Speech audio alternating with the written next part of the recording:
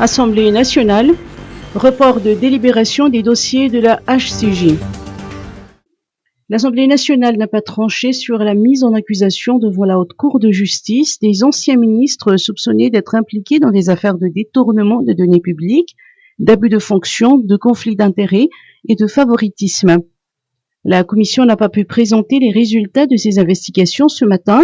Ceci est dû au fait que l'enquête menée par la commission spéciale n'est pas encore terminée et selon Honoré Tsaboutkaï, député élu à Vuipé, le président de cette commission spéciale, des témoins doivent encore être entendus.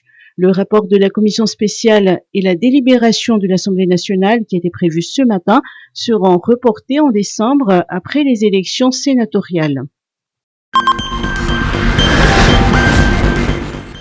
Développement, début de la journée des régions.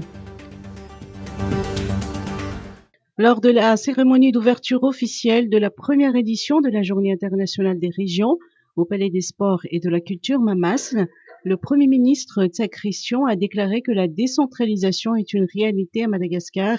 Il a expliqué que le pouvoir central a donné la capacité de décision et de gestion au niveau des régions afin de rattraper le retard de développement. Cet événement, organisé conjointement par le ministère des Affaires étrangères et le ministère de l'Intérieur, offre des opportunités de partenariat international pour le développement des régions.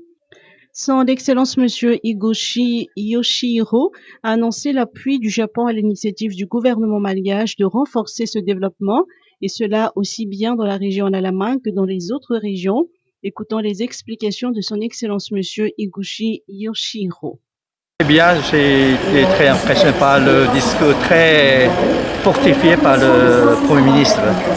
Non, il a mis beaucoup de mots-clés, décentralisation et rattraper le retard en développement.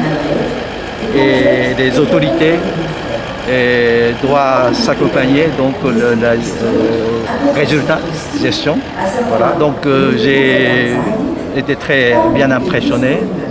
Et ça m'a beaucoup encouragé. Donc il y a la détermination au sein du gouvernement pour vraiment réaliser le développement en mobilisant toutes les régions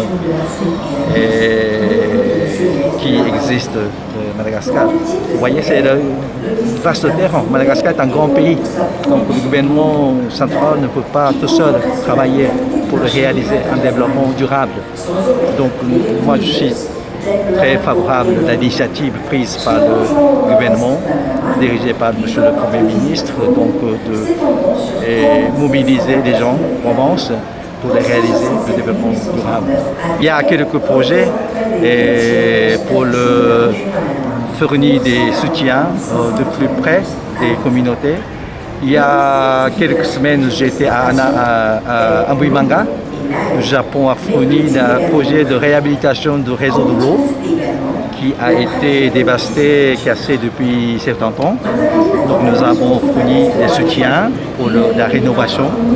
Et on a inauguré ce réseau de l'eau avec la présence du maire de Mbuimanga et les représentants de l'État. C'est une illustration. Nous avons d'autres projets qui se déroulent en dehors de Tana. Et j'ai parlé tout à l'heure avec M. le Premier ministre. Avant-hier, j'étais à Antilanana, son pays natal, et nous avons exécuté deux projets. Là, c'est la rénovation de l'hôpital CHU à Nalmanga. Nous avons fourni des terrains bitumage. Et l'autre, c'est de l'école catholique.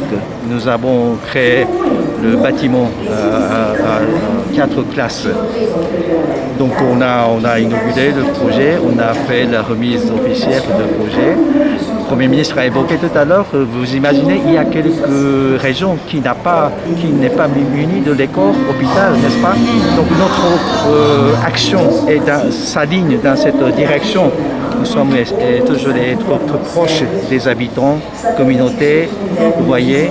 Et je suis content de Madame, l'épouse du Premier ministre, Madame Nazi, était avec nous dans le Manga pour les corps catholiques parce qu'elle est appliquée dans ce type d'action sociale catholique. Donc je lui ai transmis le bonjour et remerciement à Monsieur le Premier ministre.